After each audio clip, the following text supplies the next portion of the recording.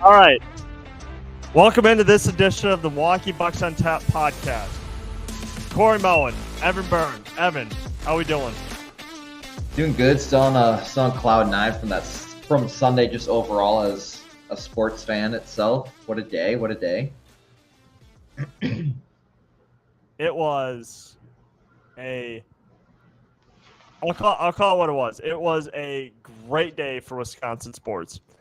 First off, for the very, very exciting victory for the Green Bay Packers against the Dallas Cowboys, and then for the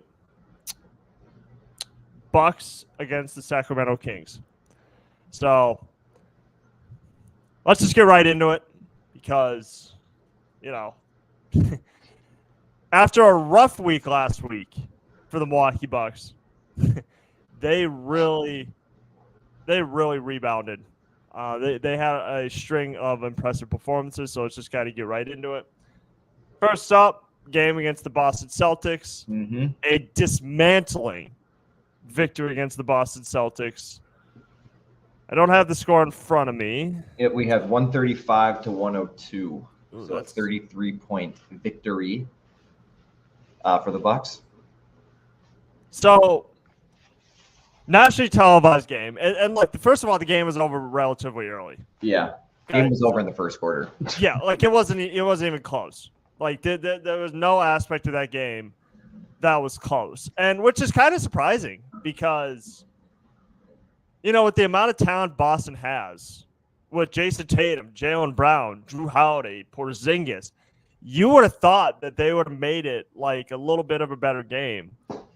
But they did not. It just, Milwaukee just kind of boat race, got off to an early lead, and they really just never looked back. Yeah, I was getting annoyed. I don't know if you saw, I like to read comments a lot, and the tons of comments where people are like, oh, well, the Celtics were on a back-to-back overtime game against Minnesota, so they're just a little tired. It was a scheduled loss game, so it's not too – it's like if you're still complaining about your team playing on a back-to-back and losing the second game, then I don't know, because you're not the only one to do it. The Bucks just won back-to-back games.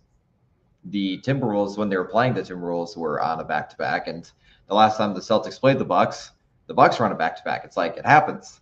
But yeah, people are just complaining. It's like, oh, well, they were just tired because of the overtime game and then having to fly to Milwaukee and just so tired. I'm like, okay, got it. But yeah, they slaughtered them. And honestly, we're kind of surprised just because they just never do good on national television. Whether they're home or away, whether it's the best team in the league or the worst team in the league, they always make the game simple or I guess a lot more competitive than it should be. But yeah, it was start of the second quarter, it was game over. They only scored 15 in the second quarter, so just ended from there. Yeah, and to add on to that, first of all, Boston has the shittiest fans on Twitter. They have the worst fan base on Twitter. Passionate, the worst fan base on Twitter. Boston fans, I'm telling you, if you read some of their comments on Twitter, or if you read some of their comments to Bucks fans, it is the most vile, hateful ass things that you could probably say. I mean, there was one Boston fan who wasn't happy with how Drew Holiday performed, so they superimposed a picture of a noose around his neck. That's who we're dealing with here. We're just dealing with a bunch of crazy ass nutcases who really I'm not surprised about, because let's think back to this. When Bill Russell got his jersey retired, there were no fans in attendance. Bill Russell, for God's sakes, didn't even show up to his own jersey retirement ceremony just because the fans used to write the most hateful, vile-ass things in his house. They broke into his house.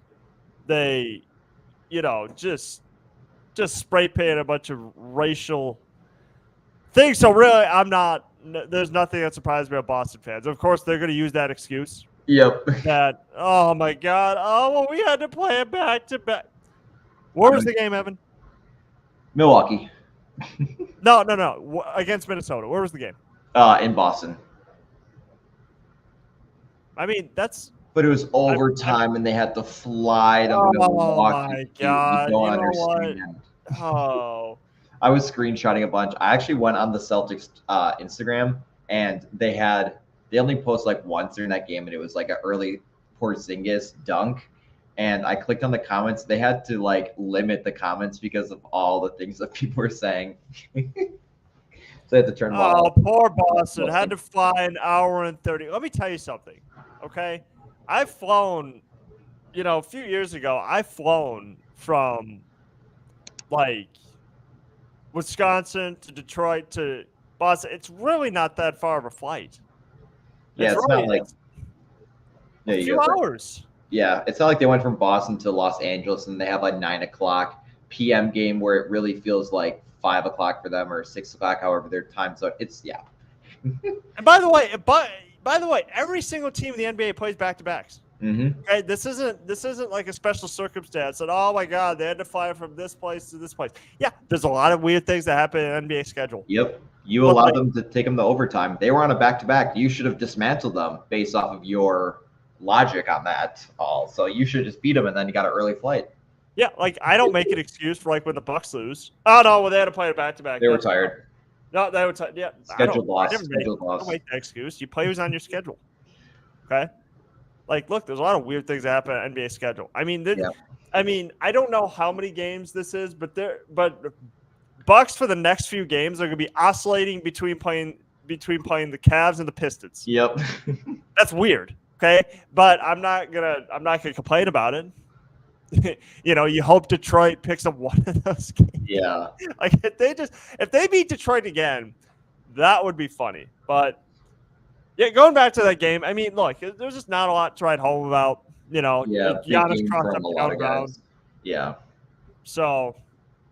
Yeah, it was Bobby who really showed out, 28 and 12. Honestly, I was getting a little worried about Bobby. He's had some good games in this 3-game stretch, but yeah, it was a huge game from him. Giannis obviously had a good one. I would honestly say the worst ones were Chris and maybe Marjon. Marjon was 12 minutes, didn't make a basket. Andre didn't make a basket either, but had a couple rebounds, assists. Again, not out there to score. Chris Livingston, though, got minutes, scored 2 points, 1 for 1. You're forgetting about the GOAT here, though. Yeah. Thanasis. Outperformed. That block he had, that was sick. And then he celebrated like a football player getting a sack on a quarterback. Why get on defense when you can just celebrate? I love his energy. He treats every time he gets to the game like it's Game 7 of the NBA Finals. Yeah. Like he's just checking into a Pfizer. Like he's just checking in. So like just the biggest game of his life. He had some crappy game in January. I love it. I love it because, and again, it's so funny because people are like, well, yeah, Thanasis shouldn't be an NBA player. Yes, he should. I don't have bounce like that. Yeah. I'm not. I can't do any of that. Yeah, I can't block someone like that. I love blocks like that where you just dismantle the ball. I love it. I love it. But it is good to see that the game was over early and that we finally beat the Celtics. Finally beat the Celtics. Bench the starters at the second half, so we saw a lot of their role players. I think one of the big things was the first half the Celtics went like 1 of 17 on 3, and the only reason they got 1 3 is because there was a possession where they gave up like 2 offensive rebounds, and then Sam Hauser makes it. But yeah, they were horrible on the 3, 9 for 35. Bucks 18 for 42, is about 43%. But yeah, their shooting was atrocious, and they even doubled our free throws. So don't know what to say about that. No, and look, some of these games were few and far between where Milwaukee actually plays a good game defensively. That was one where they actually probably played their best game defensively. Yeah, they had good double teams. They had some zone play. They guarded the 3 a lot better. Drew Holiday couldn't really do much either. But yeah, it was a good one. And look, and Giannis actually said as much after the game where it's like, look, if we want to go far, okay, as a team, like we have to defend at a consistent level. And as you saw the next Well, I'll move on to that in a second. The Warriors game wasn't as bad. I mean, again, they did have some role players go off, Mhm. but nothing out of the ordinary. It's gonna be hard to kind of keep that up, like keep up the defensive performance like they had against Boston because every opponent's different.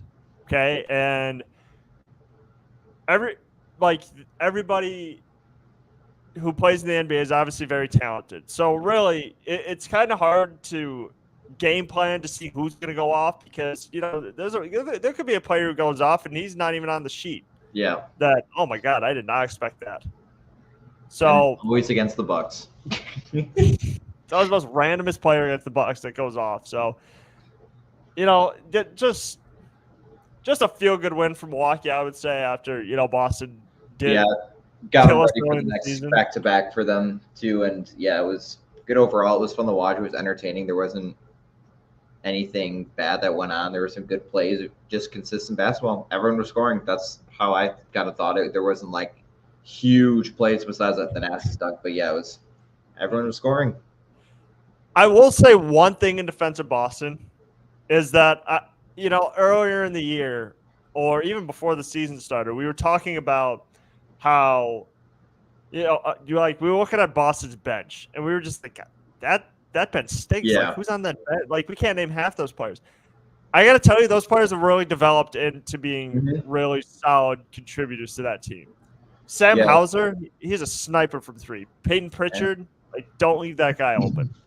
So if I just had to say a couple of things in defense of Boston, I would say that the role players are developing really nicely. Yeah, their entire team played. All right, so yeah. And someone actually did mention this is that, Drew Holiday. Okay, Drew Holiday, I don't think Drew Holiday had the best game. No, which was nice. And I think this is kind of where the Bucks point to. See, now that's why we had to trade him. Yep. That's why we had to trade him. Look, as much as Drew Holiday provided for Milwaukee, the Bucks fan base helping us win a championship, future-wise, Milwaukee's going to keep making playoff runs. I don't know if you could be like, we can rely on Drew Holiday. Good player, but not a good postseason player. Yeah. And look, I get people are going to point to moments, okay, and that's kind of what it is with the Bucks. It's kind of how it is with kind of how it was with Bobby Portis. Okay, they're going to point to postseason moments, but in totality, like they haven't played well in the postseason. Like with Drew Holiday, for example, people are going to point to what the value. Yeah, basically that final series, and then everything else downhill from there. Yeah, like Drew Holiday, like in the first few games of the Sun series, people forget he was not having a good series up to that point. I think the value did change the perception of things, but But you're right. Well, he didn't really have a good playoff series after, and neither did Bobby Portis. But Bobby Portis can have good regular season games, but how's he going to look at the playoffs? And I think that's really the important thing that I think people are going to kind of look at with more of a microscope now. If Milwaukee does advance to the playoffs, is okay. How do the role players who normally haven't been great? How are they going to look? Mm-hmm. And are they gonna be able to consistently step up? Okay, and this is gonna happen with, for example, Malik Beasley this year. Like Malik Beasley, he was on fire the other night, but how's he look in the playoffs? Yeah, can he keep doing that? So again, that's just kind of the thing they're gonna point to. But overall, good win against the Boston Celtics. Next up, the Bucks on Saturday nights faced off against the Golden State Warriors. The Steph Curry-less Golden State Warriors. I almost bought tickets to go just to see Curry. Oh my God, thank God I didn't. I would have been so pissed. So basically, if you're unaware, they rested Steph Curry because he's old. That's basically what it was. I'm still confused what those rules are. I thought you had to have an injury. Yeah, it was literally just rest. I thought you had to have I thought you couldn't do that anymore. You just throw in back spasms and call it a day. Yeah, I thought. I'm confused. So they only can't do that for nationally televised games?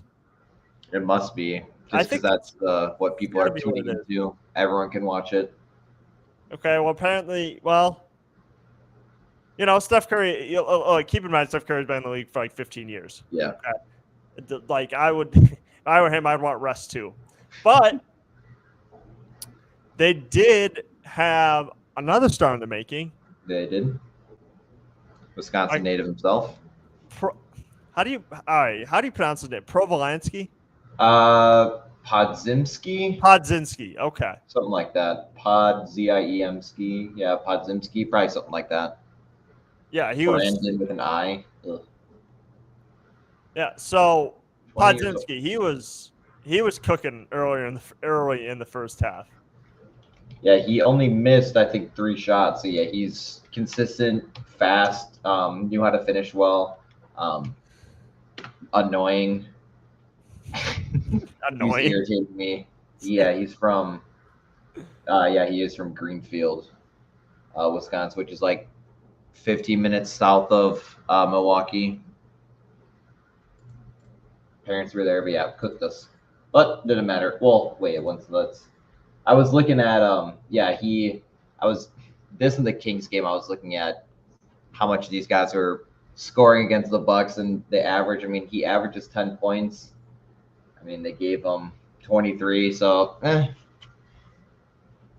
Curry was not playing. I feel like he got a little more time. Again, getting 35 minutes, he was bound to score more than he averages, but God, he was annoying in a good way.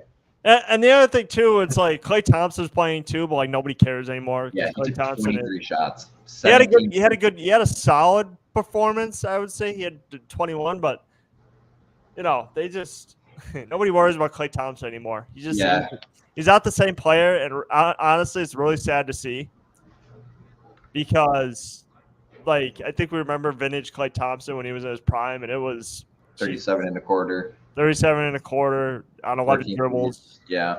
Like, just he was so fun to watch, and now with this heartbreaking injuries, he's just never gonna go back to being the same guy. And I think the Warriors themselves, like, they have a really tough decision to make on how long do we want to keep this core together, because the original thought last year was that they had like the young guys to take over, like Kuminga, Moody, Jordan Poole. Yep. Well, Draymond punched him in the face.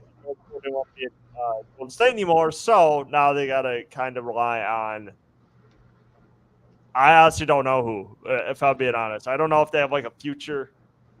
Could be Podzimski at this point then, but yeah, when you look at their team, like Lester Quinones, Corey Joseph, it's like Dario Saric. It's like, ooh, I don't know about that one, but yeah, it'll be. I feel like they're gonna have to keep him unless they sign someone else. But at this point, we're all watching the downfall of the Warriors dynasty right in front of our eyes. Bummer. But it is a bummer because that Warriors dynasty was. I don't know. It's fun to watch for a little bit, but then once it ends, you're just like, oh thank God. Yeah. Same team. Because every year perpetually it was like LeBron and the Warriors in the finals. That's what it felt like. It was extreme. Yeah, but here's what we did get to see. We got to see some Andre Jackson Jr. minutes, and let me tell you, I love it. I love it. I love the fact that Adrian Gifford's giving him an opportunity to show what he's got. And again, and like I told you earlier, he's a good player if he could cut down on the fouls. Yes. Okay, that's all he needs to do. That's literally all he needs to do because he hustles, he defends. He had a nice block. I believe it was on Trace Jackson Davis. Yeah, he had the block, and I think that putback dunk both this game. A couple highlight plays, first career double-double, 5 of 8 shooting, consistent numbers. Yeah, I have nothing to complain about. That was one of his best games. I think his best game this season. And see, this is kind of what Milwaukee needed. As a guy who doesn't need the ball in his hands, doesn't need to score, but just can defend at a high level. And I think so far that's not going to be an issue for him. Like he's always going to bring it defensively. Yeah, and I think he's gonna have to learn because foul wise, I feel like he's gonna have to learn to not be like too pushy in a way. I guess I don't know. Like comparing to Javon Carter with like their role of kind of how they want him to do. If he scores, awesome, that's a plus. But primarily play defense. But yeah, it's always the too eager on some of these plays where he gets kind of like that's what Marjon I feel like does a lot too when he plays if he plays. But yeah, just kind of like you're too antsy or you're going too quick where you're thinking one step ahead and then you give up a dumb foul. Which is expected because he's a rookie. And, you know, sometimes they're just, oh, my God, so excited to be in the game. The adrenaline's going. And then, you know, I feel like that's kind of why rookies pick up a lot of fouls just because they're so eager. They're too antsy. They want to make an impact for their team. And sometimes they just try to go too quick. And, you know, I will say that there were a couple moments in that Warriors game where I didn't feel as though he committed a foul. Mm-hmm. But you know, ref called it. It was on his stat sheet. So, you know, he might have like put him in a position to like call the foul in the first place. Yeah, I don't know if it was this one, but there was one of the plays where I think he just got like pushed to the ground, and then it was whistle, and then they show the replay. You're like, interesting, but you're not going to use your challenge. It's like one of those things where it is what it is. But yeah, he'll easily kind of get that with time, either this season or start of next season or within the next year or two, I would say. But yeah, he's pretty much got it down for what they kind of want him to use him. But yeah, the fouls will continue to go until next season or so. Can't complain though. No. And you know, it's just what's nice about Andre Jackson Jr. playing is that he would not be playing Mike Budenholzer or the head coach. No. Mike Budenholzer did not like young players unless he really had to play them. Like in the case where he put Dante DiVincenzo in the starting lineup, he would not have played. He might have played like 15 or 20 games or something. Yep. And then for 2 minutes. The 2 minutes, yeah, and then oscillated between the G League and the full-time roster. But Adrian Griffin's like, "Nah, this kid's showing me something. I'm gonna put him in there." And he's getting like a lot higher minutes than he was earlier because it used to be like 12 to 15. Now he's getting cleared 20+ games, so it's kind of nice. Yeah. And I feel like Marjon got the bad end of the stick being a rookie last year under Budenholzer. I don't know if it would have been different, or if he's just truly not showing his potential. But I think Andre is doing what Adrian Griffin wanted them to do, and he's exceeded expectations. So you get minutes. Yeah, I don't know, and you know, and we'll get into this a little bit, but you know, when I watch Marjon, I'm left like, he's not really showing me that he deserves. No, he's not wowing me. He'll have some plays where he'll have a good dunk or so, but it's not like that doesn't translate into anything else. Nobody's throwing their like. I don't think any Bucks fan, like, we see the games. Okay, it's not, you know, basketball is not an overly complicated game. Like, you know, we watch Marjon pretty closely. Like, he's not doing anything to be like, oh my God, geez, this is why he was selected in the first round. And I don't know. And I've told you that, and I've made this speech to you before, and I'll say it again, is that you have to be a little careful when you select these G League Ignite players, because I don't know if they're playing against high quality competition here. You know, Andre Jackson Jr. went to a Division I college, okay, showed he's a Division I basketball player, played against top competition. I don't think Marjon Beauchamp did that. Yeah, I just don't think the competition that he played in the G League Ignite measures up to one if he would have went to, you know, a Division I college, or if he would have just played college in general. Yeah, exactly. So that's kind of the risk that you take when you select a G League Ignite player. It's like, okay, yeah, they got raw talent, and that's how they're getting by. But like what's the competition like? And is he kind of being exposed to that? because he's not shooting the ball particularly well. He's not. He looks maybe a little lost what he's supposed to do offensively, which, it could happen. But, it kind of makes sense why Andre Jackson Jr. is playing more games and more minutes, because he's, right now he's a better fit for what Adrian Griffin wants to do. Mm-hmm.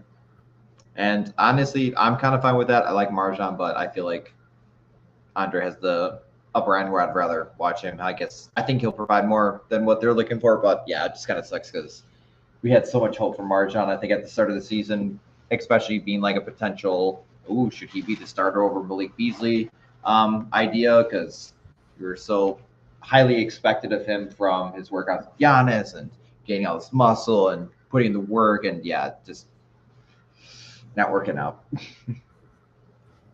And again, maybe this is one of those things where it's a wall and he just doesn't play for a few games and he's really got to prove it in practice to get himself back in the rotation. I mean, that could happen too. Although it is less likely that he plays now because Jay Crowder is coming back. Yep. So someone has to lose minutes. Okay? And it's not going to be Andre Jackson Jr. So it's likely going to be Beauchamp's going to be the odd man out. I don't know who else it would be, because A.J. Griffin gets a smattering of games. Chris Livingston gets a smattering of games. Mm-hmm. Andre Jackson Jr. has proven a lot. I think it's a good problem to have a lot of good defenders on the floor. So, it'll be interesting to see what the rotation looks like once Jay Crowder is eventually back and into the fold.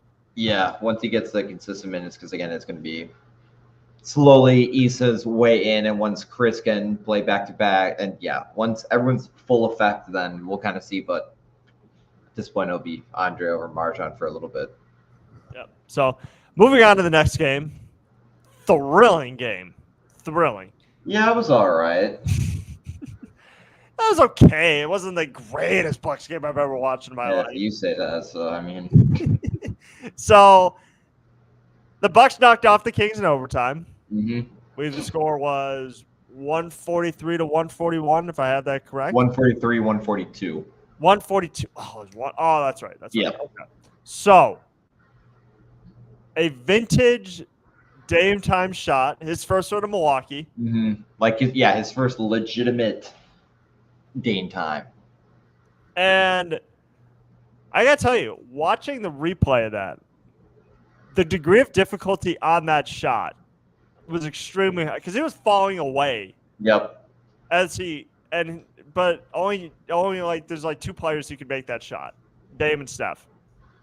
There's not too many players in the NBA who could take that shot with the degree of difficulty and and he drilled it too. It didn't bounce around or anything. He just straight in.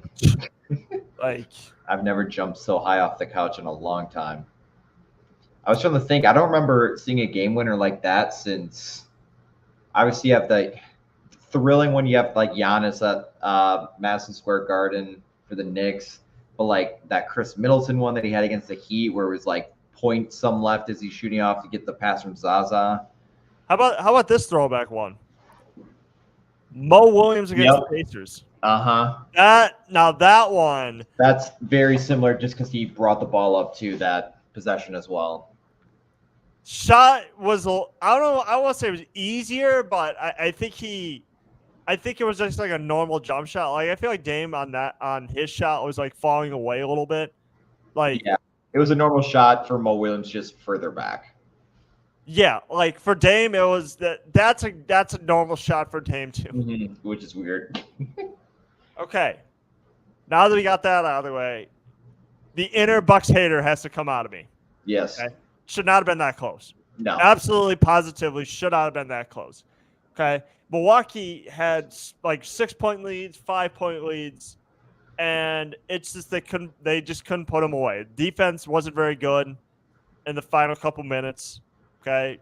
I felt as though the Kings got a couple of easy looks at the basket, especially from three.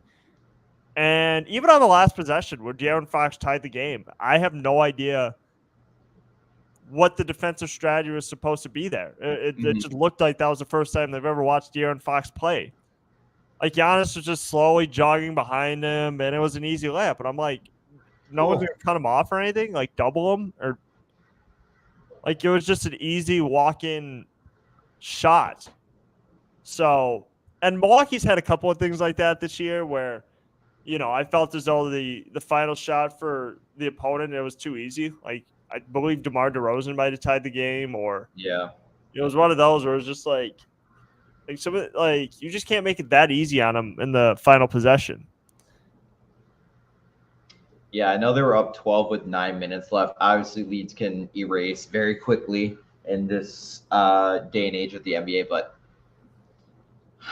giving up, I don't know, math-wise, you give up 120-some points in the regular four quarters, but I don't know. This was just one of those like trading baskets games where I feel like no team was playing defense whatsoever. When you look at the quarter differences, it's 5 points, 6 points, 2 points, 4 points, 1 point for overtime as well. So there's just no defense. But yeah, back to back or not, Kings are, they're good, but their away record isn't as good. They're 10-9 or 10-8, I would assume, going into this. But yeah, it was too close. We had a big lead near the end, and they just weren't making anything, fouls, and yeah, it was easy baskets.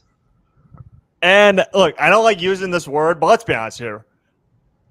Milwaukee was lucky to win that game because if you go back, okay, so immediately Sacramento builds a 6-point lead in overtime. With like 3 minutes left. Okay, De'Aaron Fox, I thought was going to take over overtime. Then Lillard hits a 3. Okay. And, they were able to kind of claw their way back in. But then I believe Giannis or somebody missed a shot. Yeah, or it was Dame. Sorry, Dame missed a shot. They fouled Malik Monk. 88% free throw shooter. Yeah. 2 free throws. This is both. The announcer jinxed because Lisa Byington said before, oh, he's an 88% free throw shooter. Missed them both. Dink. So that was like, okay, there's our break. Brooke hits a 3. Yep. Okay. And then, then they still have to kind of play the foul game because I don't think. Yeah, they were. I don't know if they were just taking too long to foul or they were fouling and the refs just were giving them sweet time before they actually called it. But their late game fouls were kind of annoying me. It was like foul them and then they're running around. It's like, okay. One of them might have been that they had a foul to give. Yeah. And then they inbounded to De'Aaron Fox. De'Aaron Fox missed one. Yep. Yeah, he missed the first one, made the second one, which is usually how you want it to happen. And then the rest is history. Did you notice I saw some people comment about it. If you rewatch, I've watched that shot probably 100 times already. Yeah. The play, so Giannis or Lillard passes it into Giannis, and then they do the pass back. He brings it up. Yep. Brooke is like calling for the ball at half court, and then as Lillard like swoops behind him, shoots it, and then when he makes it, Brooke Lopez just kind of walks away and like he looked kind of pissed and stuff. I feel like he was, I don't know what but like people were commenting, I'm like, there's no way, but like walks back, like the whole team runs out and cheers, and he just kind of walks away from it, like doesn't really do anything about it. Goes up to Damian Lillard, like whispers something in his ear, but like, did he want the ball at half court and was hoping for it, or I don't know. It's kind of weird. Not. Yeah, it's like this is where we got Damian Lillard. I don't think any Bucks fan is gonna like if you take a poll right now, who do you want to take the final shot? Brooke Lopez, half court, or Damian Lillard? I'll literally take my chances of Damian Lillard. So it's like, what was he mad about? Like, this is why we got this guy to hit these shots. I didn't see it. I don't want to read too much into it. I don't know. Brooke doesn't seem like that type of guy to get mad over something like that because, like, why would he now? Nobody ever gives about a Brooke at half court. Mm-hmm. I don't want that to be the shot.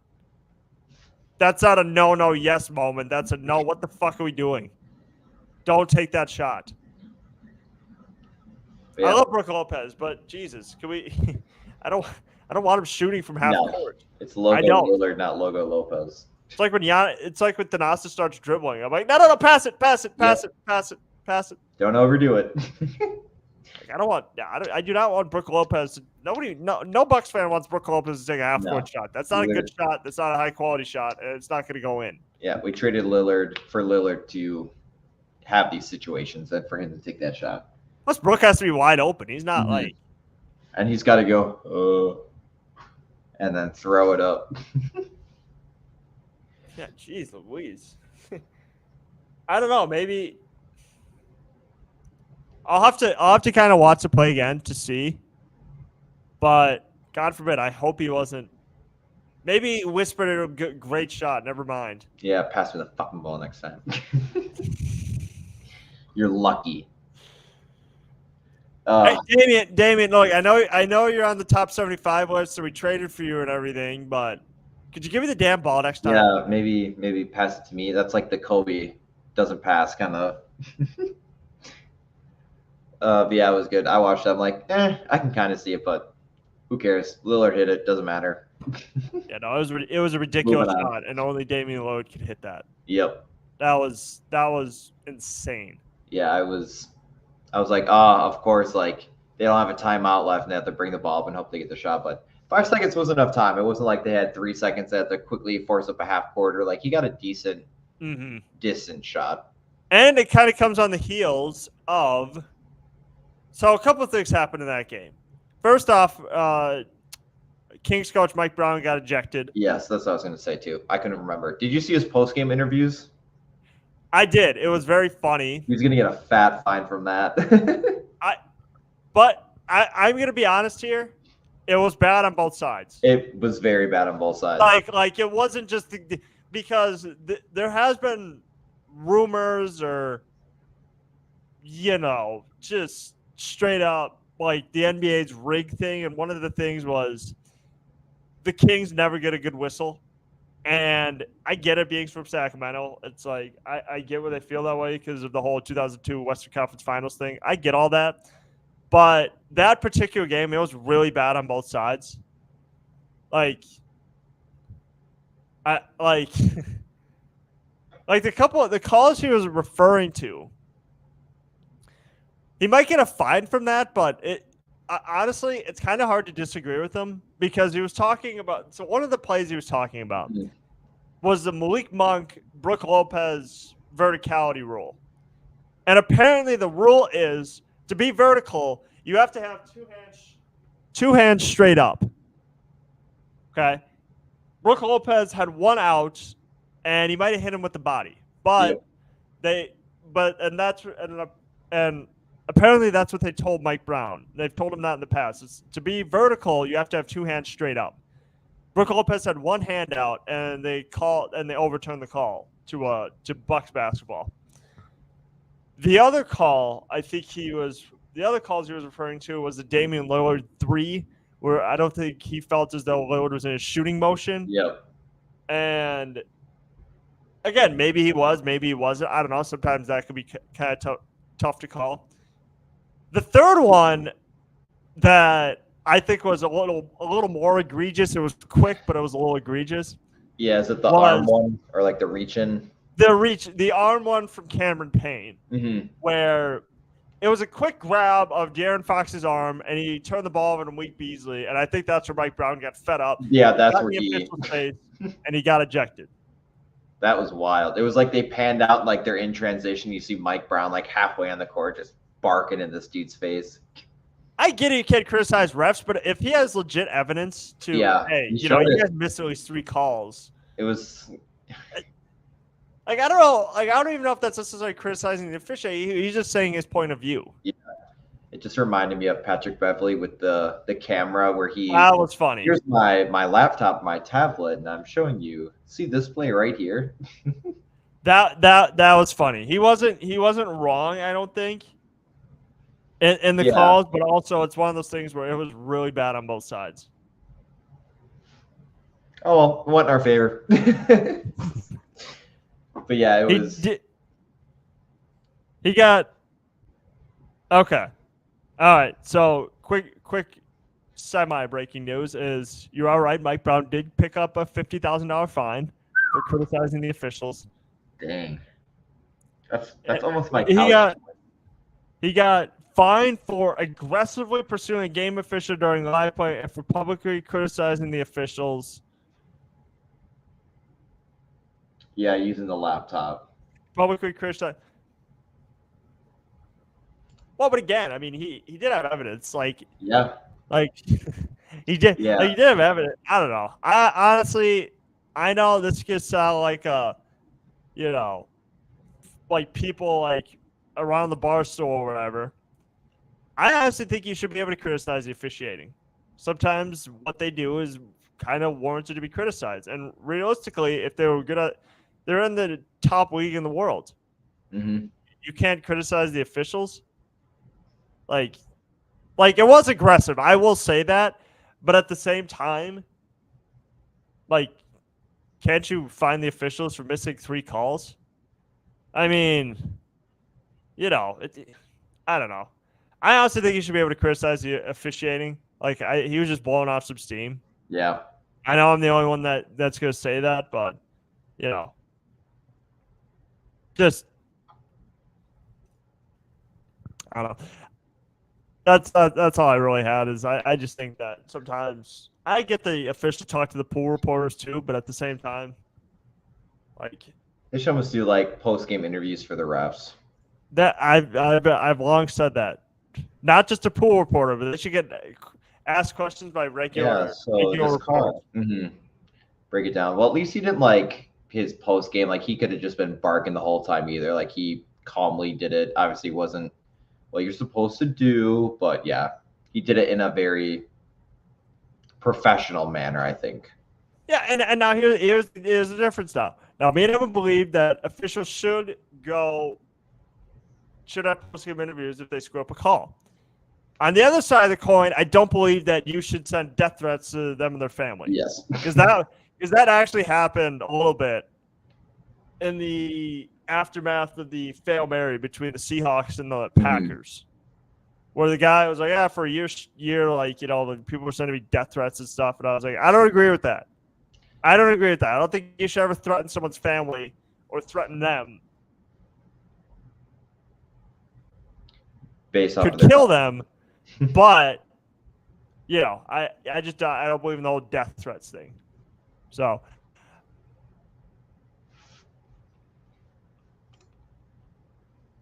But yes, so in the I'm trying to look. Sorry, you kind of froze for me. I don't know if you can still hear me or not. Oh no.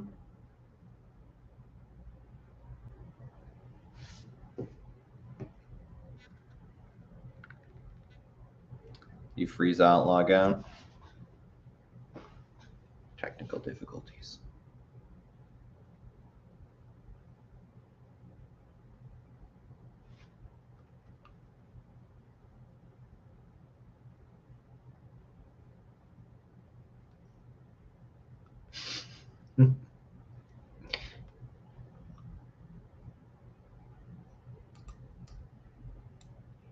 Let's see what he says. Oh, and he logged out. Sweet, it's just me.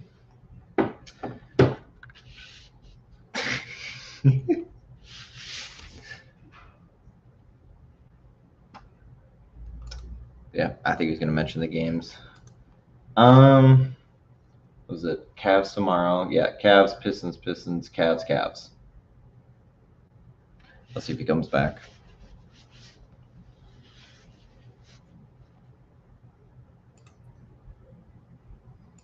There we go. Okay. Hooray. Apologies there. Our internet just.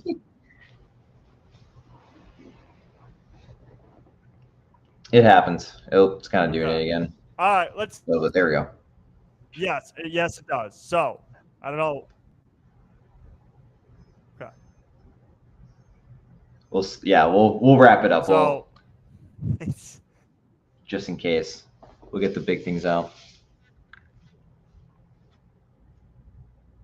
Oh. I think the internet went out again.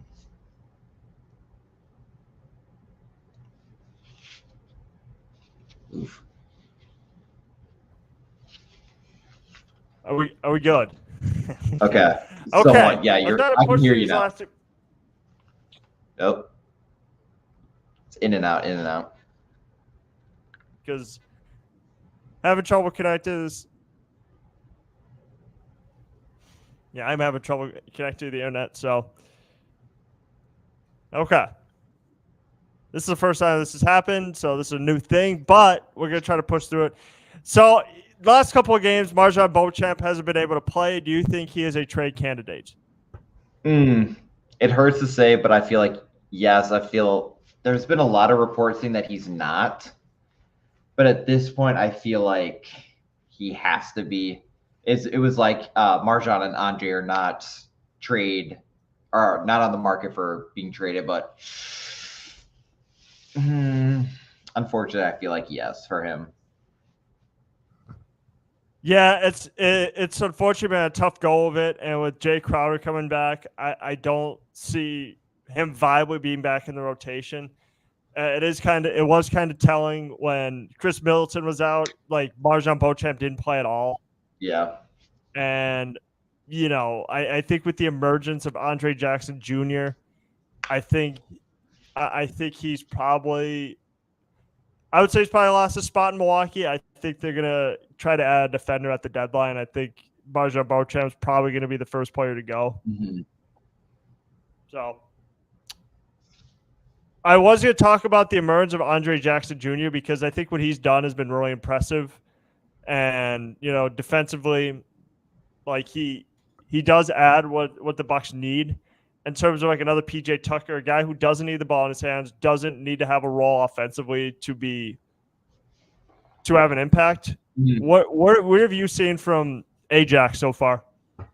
I feel like I want to say maybe the last month and a half or so, like we'll go around like November-ish. I feel like slowly started to kind of get there. Like, like he would maybe play like every other game, 12 to 15 minutes, like we mentioned earlier.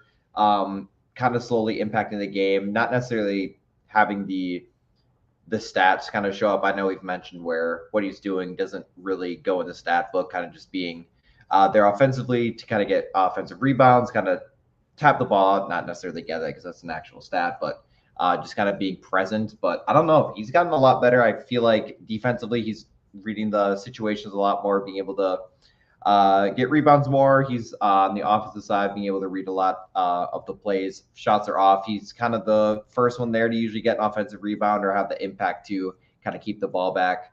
The game against the Warriors, again, he had the putback dunk. Reading a lot better. I know earlier on he was preseason, before the season started, he was my dark horse kind of breakout player, and he's kind of starting to get that, and I feel like he's getting the recognition he deserves. I don't think he's getting it publicly. Like, people aren't like talking about Andre Jackson Jr. I feel like I think they should. But knowing for just on a fan side that he's doing a lot better than I thought he was going to do this early. Obviously, probably could get there, I don't know, maybe later in the season, or even next year. But I don't know. I can't complain. And I feel like he's emerged as a huge candidate for someone who could get some decent playoff minutes. Well-deserved playoff minutes, too.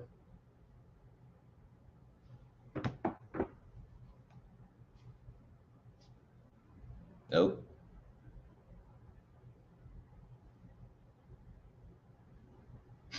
I